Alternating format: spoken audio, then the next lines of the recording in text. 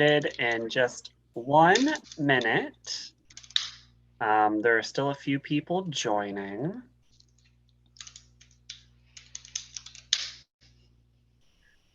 Before I forget, where are you?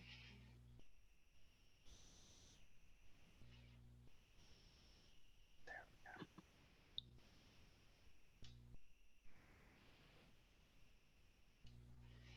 Okay.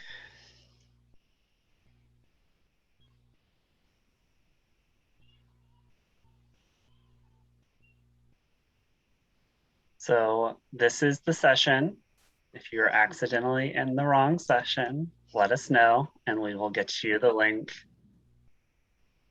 to partnerships and community engagement.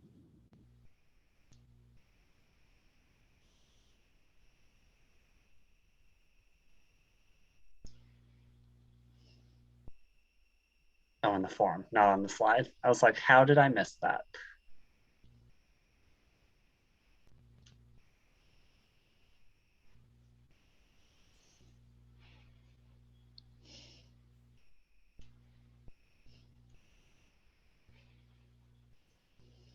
Okay.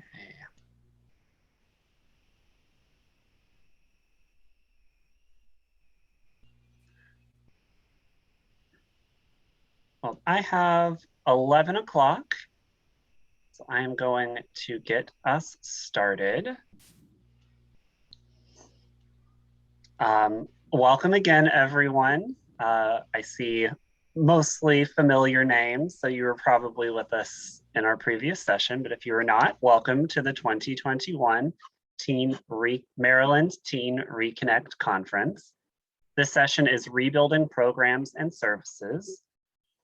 Today we have 4 amazing presenters. We have Angie Knight, the Children's Services Supervisor from Carroll County Public Library. Dolores, I'm gonna say, is it Skylar or Sky? Oh, awesome. A Library Associate 2 from Carroll County Public Library. Tyler Chadwell English, Teen Services Librarian from Frederick County Public Libraries. And Aaron Henratty, a Library Associate from Anne Arundel County Public Library. My name is Isaiah West, and I am going to be your Zoom host for today. I am sure at this point we are all Zoom pros and everyone can probably give this speech just as well as I can, but I'm going to go over it nonetheless. In the bottom left-hand corner, you should have an option to mute and stop your video. We do ask that you please mute yourself while you are not talking, but do not worry. I am happy to help you mute if you don't notice that you are unmuted and we hear background noise. You're also welcome to stop or start your video at any time. We love to see faces, but we completely understand if you are not in a place that you want to share your screen or your camera. If you're calling in via phone, you can use *6 to mute and unmute yourself. We do ask that you use the chat to ask questions or raise your hand during the Q&A section of today's presentation. To raise your hand, you will select the reactions button at the bottom of your screen, and raise hand will be one of the options there.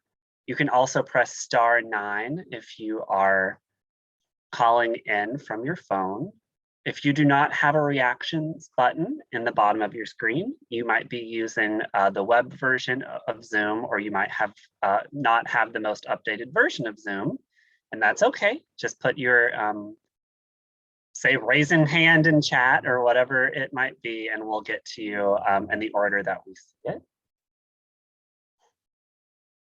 In the top right-hand corner, you can choose between speaker view and gallery view. We'll be in presentation mode for the first bit, but after that, you can change it to speaker or gallery, whichever one works best for you. And if at any point you're having tech issues, please share in the chat and someone from the planning committee will gladly assist you. while everything's getting set up and started, we do ask that you fill out the attendance sheet that Tia has been placing in chat. You are also welcome to share your name and library in the chat and introduce yourself. After the session, you will be getting a CE form, an evaluation, and a recording via email. We do hope to get that to you in the next week sometime. Today will be part presentation and part discussion, which means there will be plenty of time at the end for questions and discussion. We ask that because of this, you hold your questions until all the presentations are finished. If you're worried that you're going to forget, or you just have that burning question that you need to get off, feel free to go ahead and type that in chat and we'll bring it back up once the Q&A starts. When it is time for Q&A, you're welcome to raise your hand via Zoom or type your question in chat. All we ask is that you wait to be called on before unmuting yourself and talking so that we can be sure that everyone gets a chance to speak. And before we get started, again, we want to go over the ropes agreement. I will be brief so that we can get this show going. But we ask that you respect yourself and others while in discussion. Be open. Understand that ouchies and oops are completely okay. We ask that you participate and pass, meaning that you participate in the discussion, but you also leave room for others to participate. Escuchar, which is Spanish for listen. Be open to the experience. And also be sensitive and remember that this is a safe space. I also like to say it's a safe/brave space. So feel free to be brave with those comments and questions. And again, like our last session, if you have your own agreement that you would like to throw in there, feel free to share that in the chat. We would love to hear.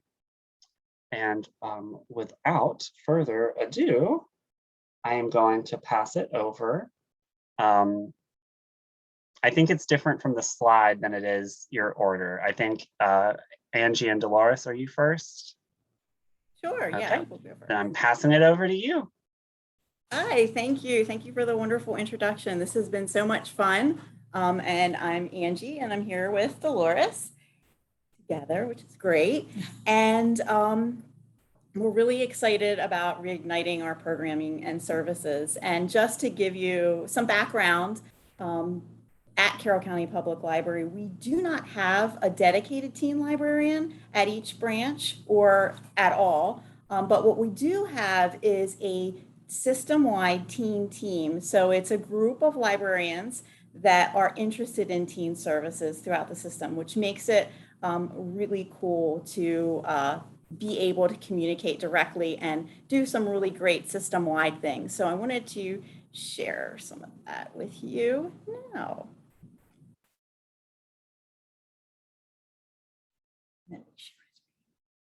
All right, hopefully everybody can see that.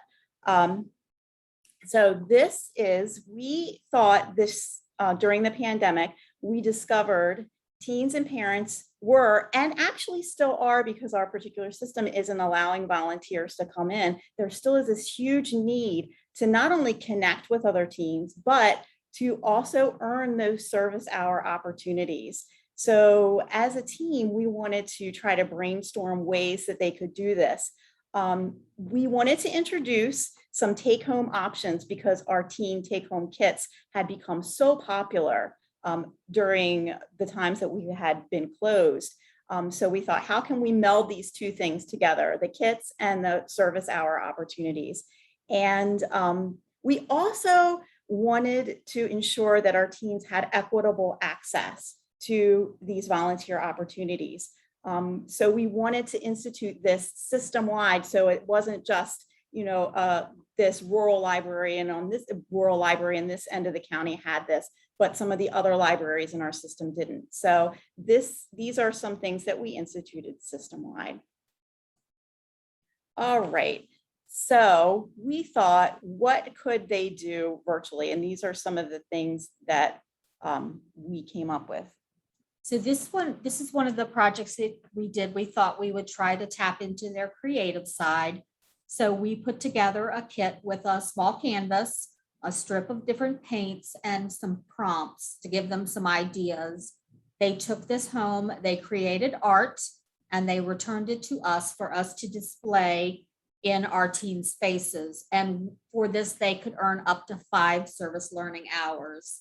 So we got some beautiful projects. They put a lot of time and effort into it, and we displayed them throughout the month of August in each of our branches.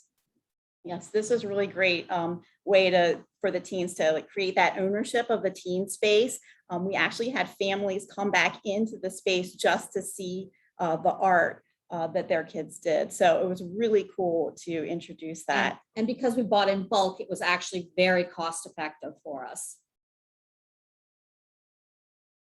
All right. And then our partnership. So we try to brainstorm, and we're hoping that maybe you all have some ideas that you could help us with too. I think that we're not the only county that has done this either. So we try to brainstorm, instead of just us, who else could we partner with? And our Humane Society was in need of some toys and blankets. And so we created a Furry Friends Service Learning Hour project where the teens took home items to make dog chew toy. We created a no-sew blanket and a cat toy, and all the materials were included in their kits. And they had like a special form to fill out.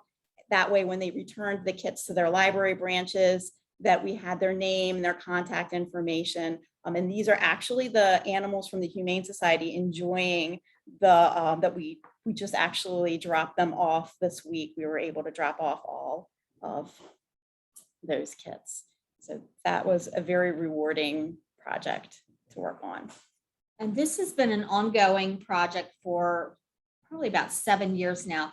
We have a writer's block, a blog that teens can submit creative works. They can submit poetry, book, movie, music reviews, original work, or artwork. And for each post, they earn 3 service learning hours.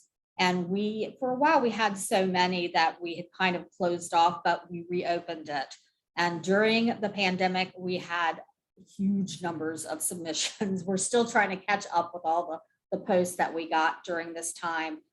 We have the teen services team. We actually administer this. We read all the posts and we publish them. We schedule the posts going forward. And it's very popular. We have quite a few active teens here. Yeah, it's a really great way for the teens to express themselves creatively and create that positive digital footprint that I know a lot of them are wanting to do for college applications maybe, or just to create that online presence. So that is what we're doing. And we're definitely hoping to hear from you all about other places to partnership for service. So I'll turn it over to, I don't know who's next, but I'll stop sharing. Thank you so much. I think our next presenter is Tyler.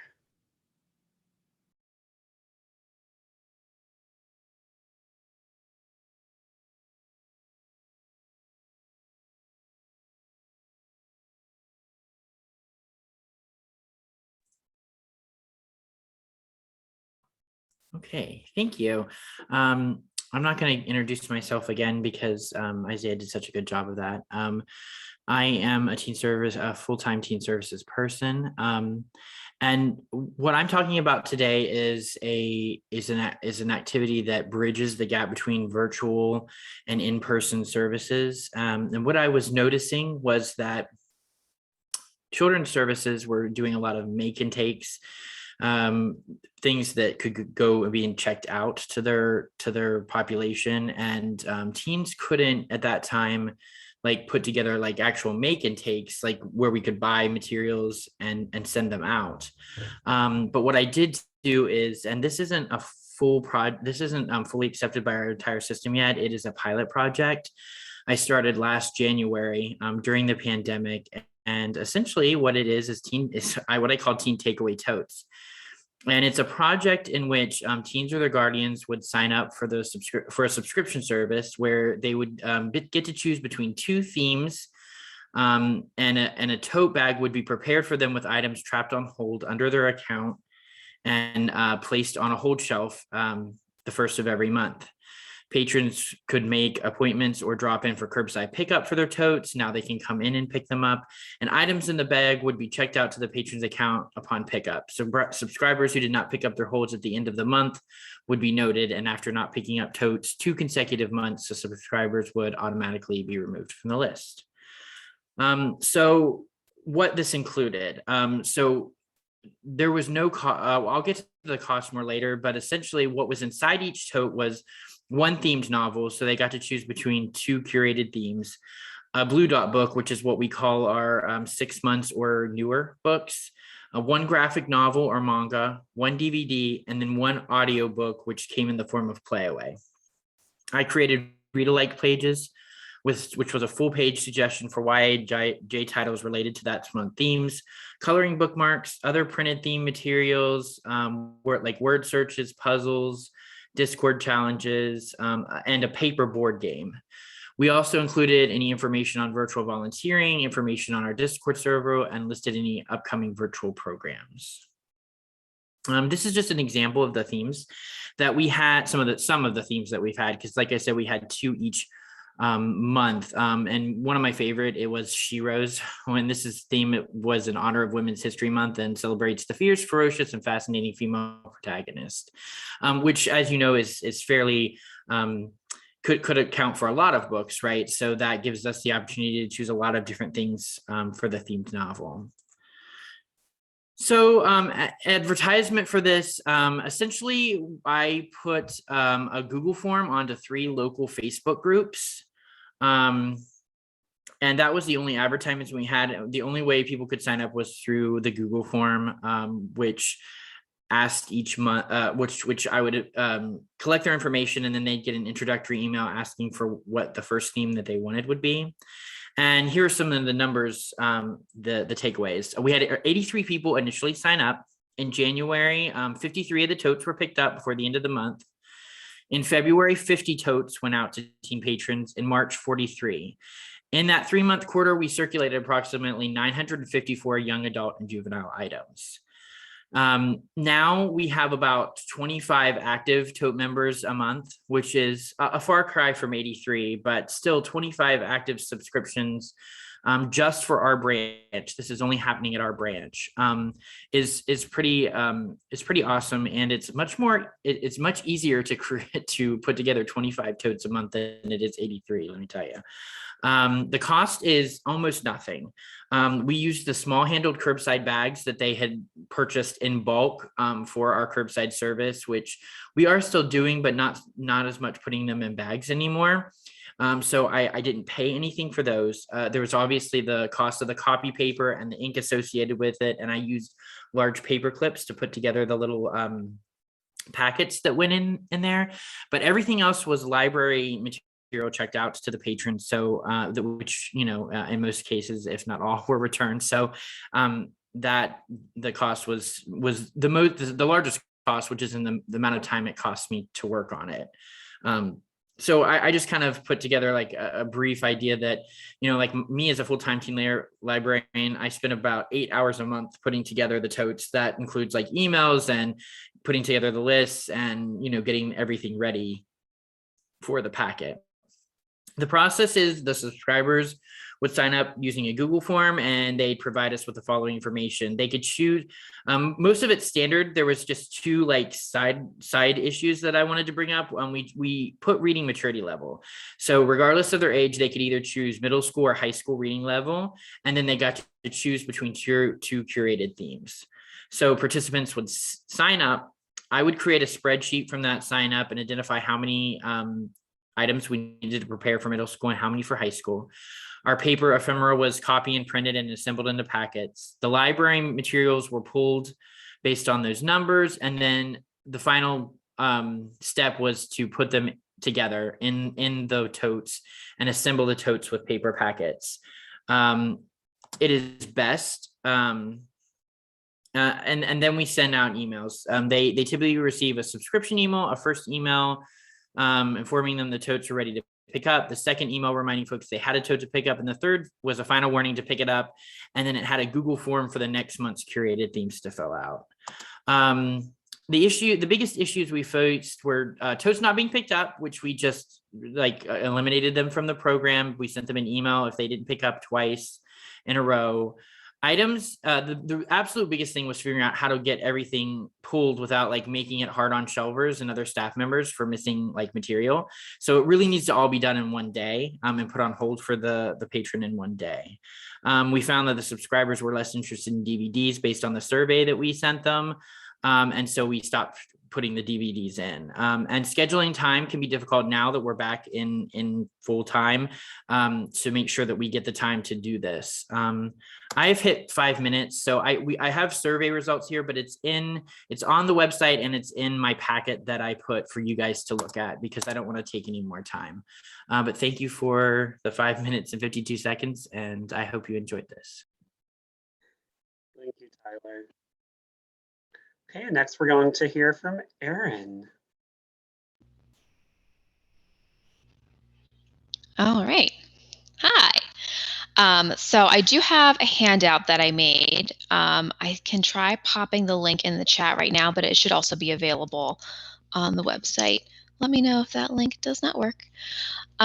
So I'm going to talk about the Teen Book Box program that we've been doing at the Severn Library in Anne Arundel County Public Library System. It's very similar to the subscription idea that Tyler just talked about. So the idea came about when we were in curbside pickup only mode of, how can we engage our teen customers? How can we circulate our collection when people can't come inside to browse? And then also seizing on the popularity of subscription boxes. So we've been doing it for about a year. When we started, we were doing monthly, and it was individual signups. So you could sign up month to month.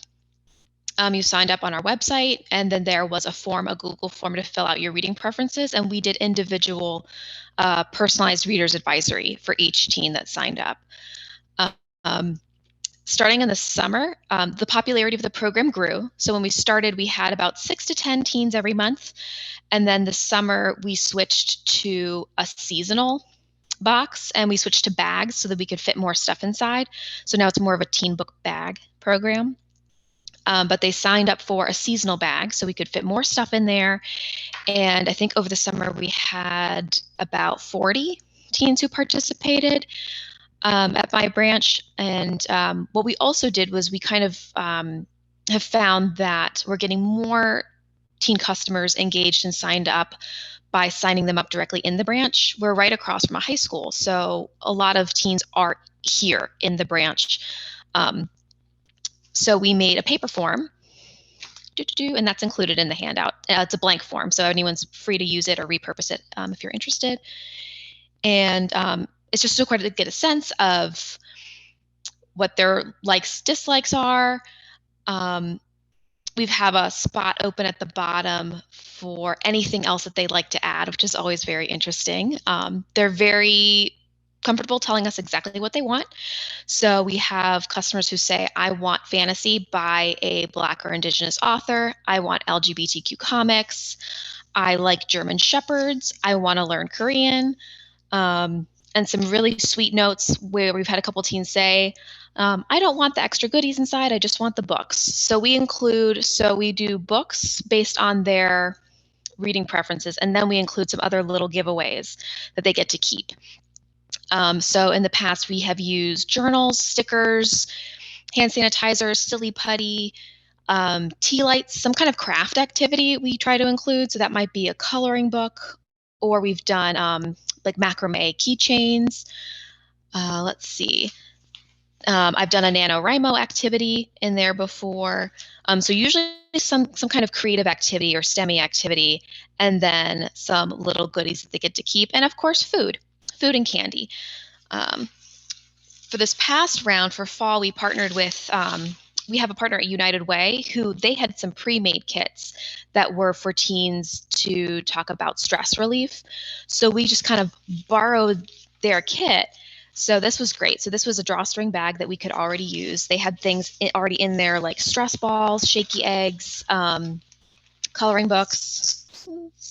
So we just used that and then added in our own stuff. So we added in food, we added in the books, and then of course it's a bag that they can reuse. Yeah, what else do I want to say about that? So it's been very popular.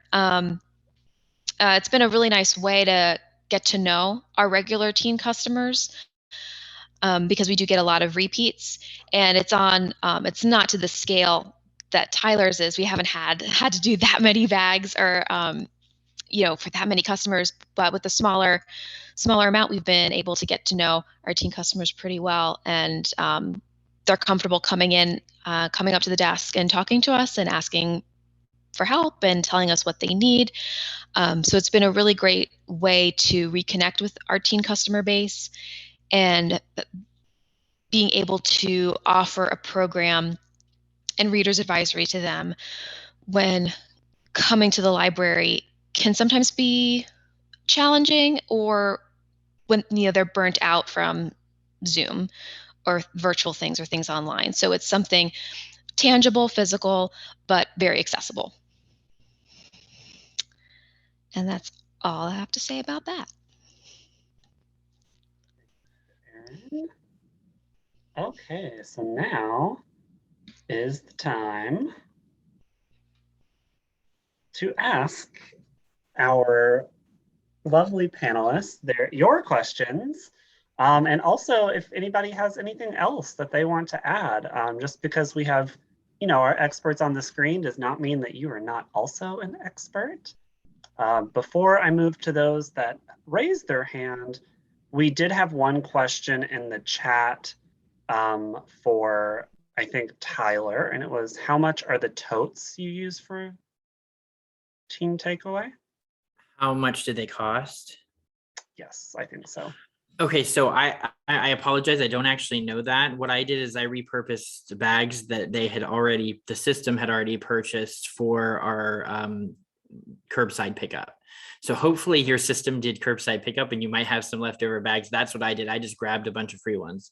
And I'm not sure what will happen when that runs out, but you could get a bag probably similar to that either at the dollar store it would probably be close to $1 a bag, or packets for $1 to $3. You can get a packet of 5, a similar size to the ones I've got. If you have a dollar store nearby, or those size at like Walmart, I think is it's a little more expensive because they're usually colored and they're like $2 to $3 a bag. But you can buy lunch bags, nice size lunch bags at Costco or Sam's in bulk. They wouldn't have a handle, and you can get for $10, you could get 100 of them. So. Cheryl, did you have a question? I saw your hand and then it disappeared.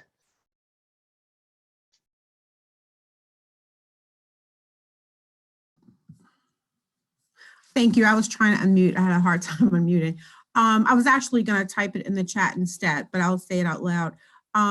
Did either of you share your curated list? I know that Erin, yours was more like they had to pick through several options. Tyler, you had more of a, you had themes. So I assume you probably had a list of different books that then would go out with those themes. Did you share those curated lists on the Teen Connect website? I shared the themes, but I didn't share the books. If you are interested, what I did was, Isaiah, I'm gonna share my screen for just 1 second. Of course. Except it's not showing what I wanted to, of course. Okay, here we go. What I did was create read-alikes, and I did this already, and those read-alikes looked, when they were printed out, something like this. And I can share those on the Teen Connect website, absolutely, which does have books listed. I did find the most important thing to making read-alikes, which you all probably already know, is make sure you have a copy of that book in your library. I made a big rookie mistake one time, making a list of books that I thought were awesome, and then it turned out like a third of them weren't in our library system. So just a tip there, make sure that you have the books, but I can share those on the website if that's something folks are interested in. And I don't have a curated list. It really is customer by customer. So based on the information that they give me, I go into the stacks and choose books for them. I try to stick to what's on our shelves, but if there's something that I have in mind for them instantly, I'm like, oh, this would be really perfect for them, I'll order it in from one of our other branches. I keep track of what I've given teens so that I don't repeat by accident, especially if they sign up um, consistently. But otherwise, I'm pretty much, it's just like a fresh reader's advisory every time. So I don't have any pre-selections that I use. Thank you. In the chat, Liz had asked, can you talk more about how you managed the CCPL blog website?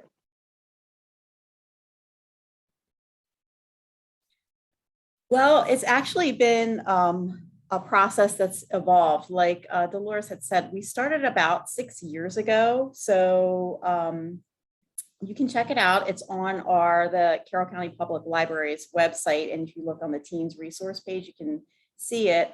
But basically, in short, we have a team of librarians, our system-wide teen team, and each one of us takes a month and we read the blog posts and approve blog posts. Is that what you mean by manage?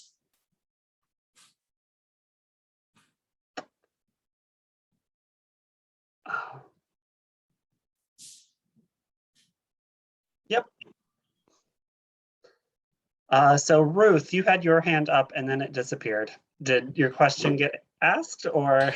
Oh no, I just decided to type it in the chat also, but I can ask out loud. So this is for Dolores and Angie. I was interested in your paint kits were really neat. How did you distribute the paint in those? What kind of product did you use? We bought the little tiny pre-filled pots of paint from Amazon. I think it was like 8 different colors, and we included 2 or 3 different size brushes with it. All right, thank you. Okay, so we have a question, and I think it's not technically for any of our panelists, but Lori had put a bunch of awesome virtual volunteer opportunities, and Bill has asked if you got decent numbers for these programs. And if you've answered in the chat, I'm so sorry, I'm trying to keep track of who's asked in what order, so. Yeah, so my virtual teen advisory board created the videos, and I had about 34 different kids create videos for us. We have, I want to say, over 65 videos themed by different topics that they were interested in. And going back to the first session where I think it might have been Tyler who had like math club or math, the kids at the high school who were in a math club, these were math kids and coding club kids who needed service hours. And so they provided that for me, and they've had a lot of views. So it's been a successful program, and I can see it continuing past the pandemic. That's amazing that you have so many videos that have come in from that. So we have another question that's come in from the chat, and then I'll get to you, Carmen. The question I think is for probably Erin and Tyler. How do you handle the checkout period for your materials?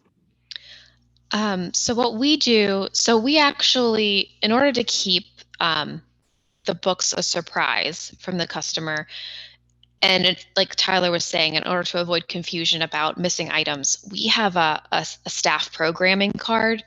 So we check out everything to the programming card. And then the bags themselves, what we normally do is we put a sticker on the bag with their card number and then the item ID number of each item, so that it can then be manually checked out to their account. So that way they can't see on their account ahead of time what the items are going to be. When they come to pick up the bag, we manually check the items out to them, and we just say, The items have to be either renewed or returned by the due date, and here's the due date. Everything else in the bag is yours to keep.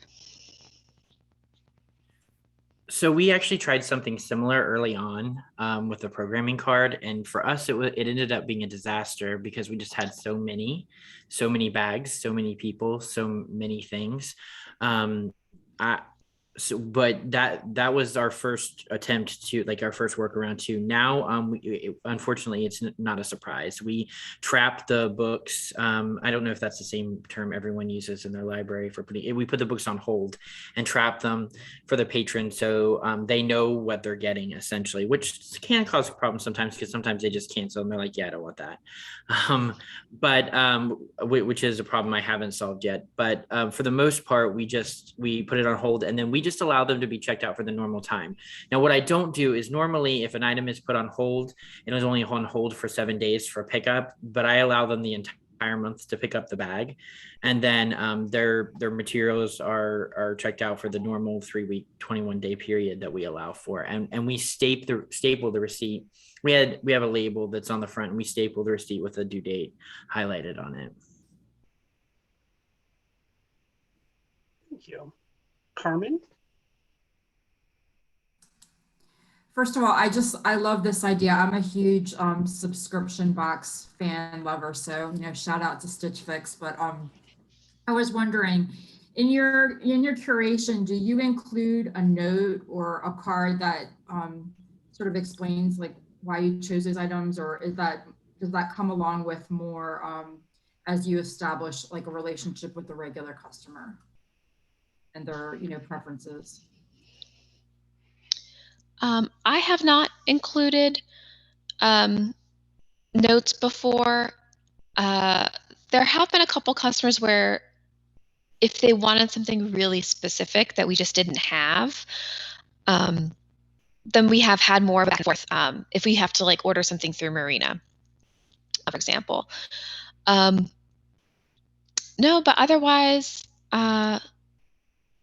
switching to a seasonal, like doing it seasonally and putting in more things kind of gives me more wiggle room to know that like there's probably going to be one like really excellent choice in there, and then maybe one that was kind of meh, and that's okay. So no, I haven't explained why I've chosen what I've chosen, but most, and we've tried getting feedback before, which hasn't been as successful. But because so many teens keep signing up, to me, that means I'm on the right track as far as what I'm choosing for them. So yeah, we haven't really so much had conversations with them about what we've chosen and why. I'm gonna share my screen again. Sorry, real quick. What we include is this and this is doubled because that's how we cut it in half. But basically, it talks about the month themes. Now, sometimes if I'm including like teen mystery, like I'll talk about like what, if it's not specific like Sheroes, if it's like teen mysteries, I'll include what that means, like what the genre definition is. And then of course we include the read alike pages, which I've dropped at least 2 or 3 of them in the chat, and that has the list of books and sometimes kind of describes what they're getting. And this little paper just sort of gives them information about what's inside there, and it also gives them access to some of our information like our Discord server and etc. Does that help answer your question, Carmen?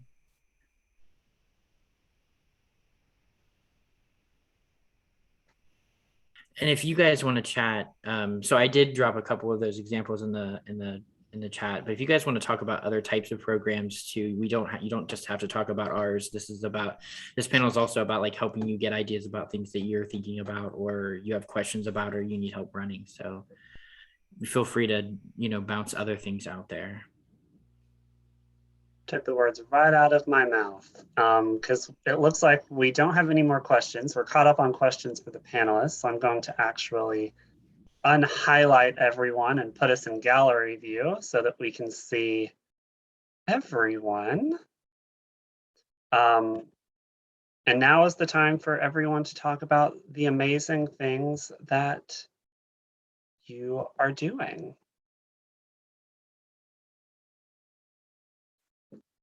Lori. I just have a question about maybe how other systems are handling food services in the library. That's a huge part of connecting with teens, and we're not allowed to have any food right now inside.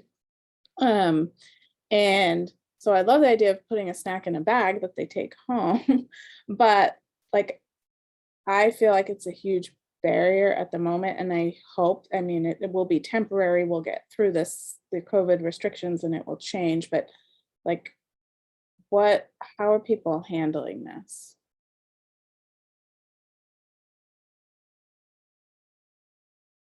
So they aren't, just to understand, they aren't allowing you to put out like even prepackaged foods inside the library for them to take. No, not at all. Even if you put them at the door and kind of like a take leave with it kind of thing. I would have to have a purely outdoor program, and they would have to be consuming it outside and nothing inside.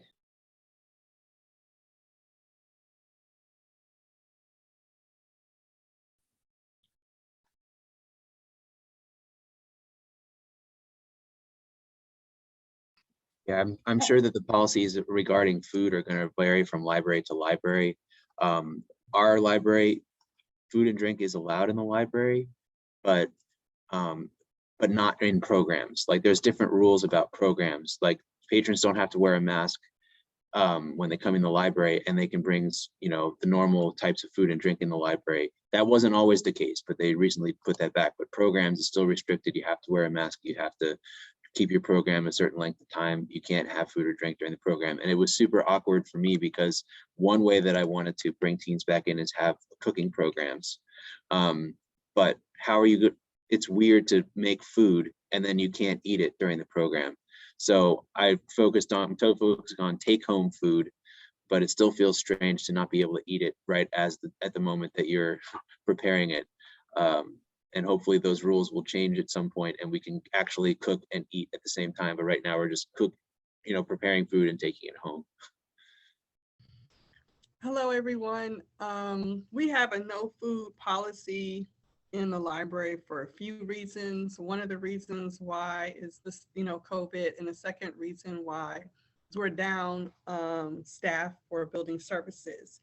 And so it just makes it easier. But unlike at public libraries, the kids have multiple places where they can eat on campus. So if we ask them not to eat in here, it's not a big deal.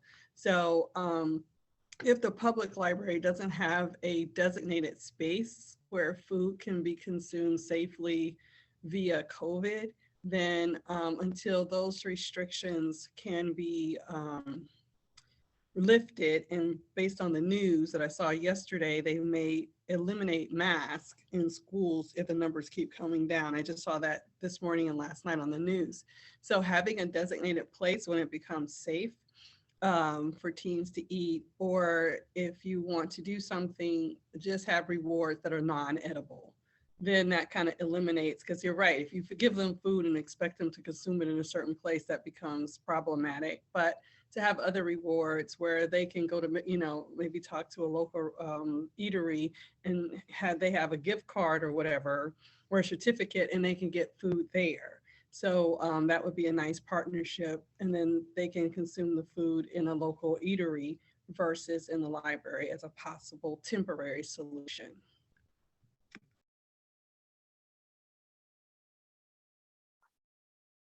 Allie? We're very lucky at my particular branch because we have a deck. So and it's covered and everything. So we've been able to say food goes on the deck, basically. So if not everybody's going to have a covered deck where they can make that space, but just to play off of the idea of having a dedicated space, you can be on the deck. You have to walk through the library, so you have to have a mask on to get to the desk or to the deck. But then once you're on the deck, you can take your mask off. We just had a Fright Night party out there. There were donuts. People could eat out on the deck. And then just once they wanted to come back in the library, the mask had to go back on.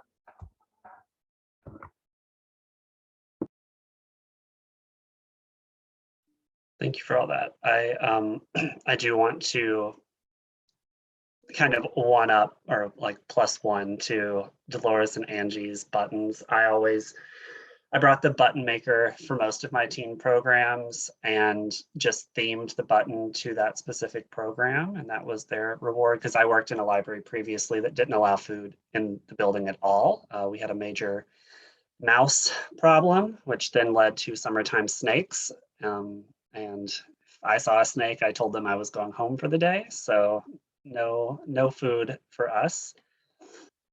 But the buttons were a huge incentive. Yes, free nature. Not my kind of nature, though.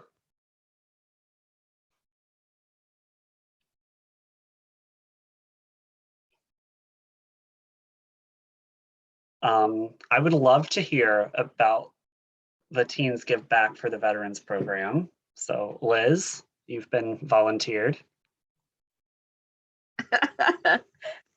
Thanks, Alicia. It's okay. It's mostly because we're actually doing our virtual volunteering program with the veterans tomorrow. So we have a big vet community around here. A lot of them come to the library and a lot of the kids are super invested in them. So we did a program during COVID time, making holiday cards for one of the vet retirement homes nearby. And we ended up coordinating with the volunteer coordinator there. She got on. We did it on Zoom, but we did little take and make kits with card making materials that all the teens picked up. We included volunteer paperwork and we gave them a few hours for their time that was already in the packet and a little certificate that had their name on it. Because we have some school kids that get volunteers, but then we have a big homeschool crowd here. So they don't necessarily need the same volunteer proof that the school kids do. And then they got on Zoom with us. I did like some little card techniques that they could try. And we had about 50 some signups, and I think we had 40 kids that were on the program. So it ended up being, that was a bigger program for us. Usually our programs are a little on the smaller side. And then they probably made like 100 or so cards, and we just dropped them off in a big box to the vet facility. And then the vets actually wrote a card back to us. It was really sweet.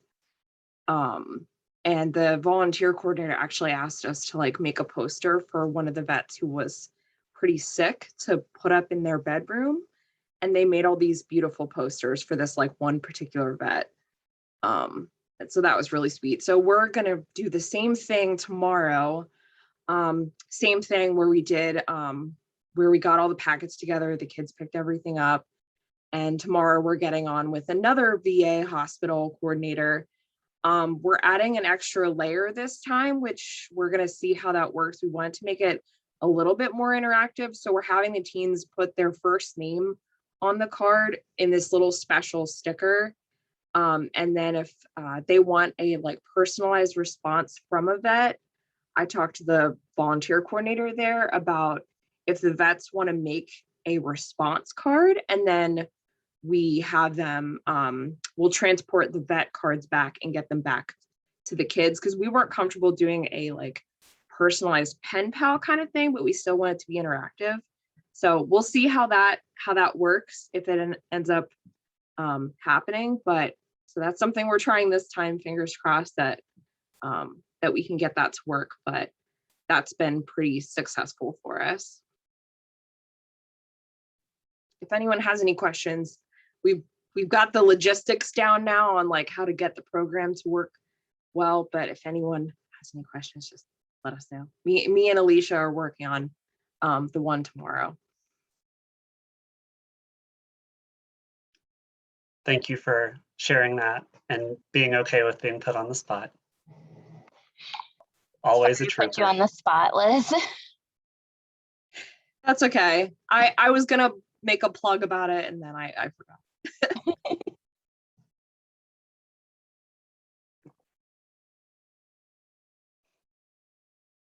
Does anyone else have a fun thing that they would love to share? I just ask a question about anyone who hosts anime clubs? How do you handle that, considering, you know, in times of COVID? How do you manage the numbers, because those tend to draw huge crowds?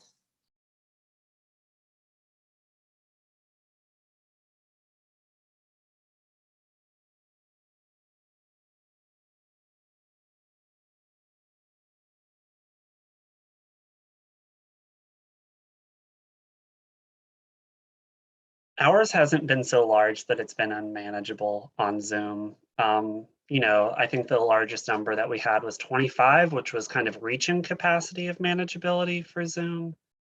But we felt that it was still fine to keep it all in one room. I think their backup plan, the people that run our virtual one, is to create like 2 different rooms so that one group can be doing something and the other group can be doing something, and then the facilitators swap, and that way everyone still gets to do the same thing.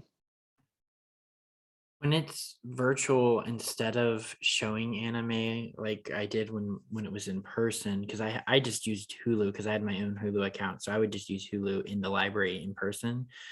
But when we did it virtually a couple of times, again, we didn't have huge turnouts like Isaiah said, like that was overwhelming. But I brought in guest speakers who I thought would be interesting to them. I had someone who had recently graduated, someone who created comic books and manga and had just graduated from a program, an art program that specialized in that. And then another time I brought on a book talk person, someone that I just followed from Book Talk. I randomly asked if they would come and speak for free to the library, and he did. And then another time, someone who I just started reaching out to artists who could like literally walk them through a couple of like drawing techniques, and that seems to hold their attention, and it's less responsive. It gives them less opportunity. It didn't give them as much opportunity to discuss things, but it gave a lot more opportunity to like learn something new. So Thanks, Tyler. Jay? Yeah, so I know that there would be, I have never tried to do an anime club here, but I know that it would be really popular. So is it, and Tyler, you just sort of answered the question, is it just as easy as saying, hey, let's have an anime club, ask the people on Discord what anime would you want to watch an anime club, and saying, hi, I'm Mr. J, here's, we're gonna start an anime club, and then roll the movie? Like, what's the best way to introduce it or to get it up and running? So I mentioned in my earlier presentation about building like mailing lists and like asking people to show what they're interested in and building those email lists. So that helps, right? If you can build up those email lists and then, figure out, identify the ones who are interested or blast it out to all of them. But the other thing that we did is before, this was before COVID, but we're lucky enough to have volunteers even back in our library now, and a lot of them. So I made quarter sheets. And I had volunteers stick a quarter sheet in every single manga book that we had and every single anime video that we had. And with like the first, with a way to get in touch with us if they were interested, but also like, leading up to the first meeting, here it is, here's when it is. And that helped generate folks as well. I have never thought of having volunteers do that, Tyler, and you have forever changed my mind of what teen volunteers can do. Like, just litter the books with all of the things.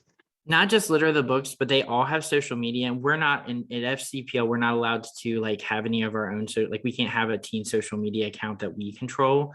So I also have my teen services people go on their personal social media account and blast out things to people that, and then they're, like programs and stuff. That's one of their volunteer duties on a daily basis.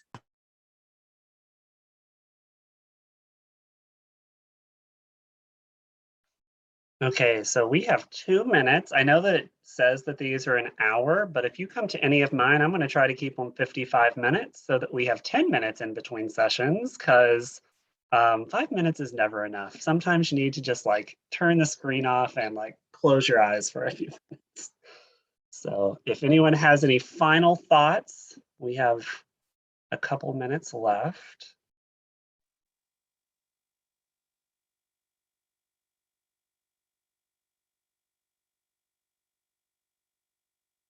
And if not, I'm happy to give 11 minutes.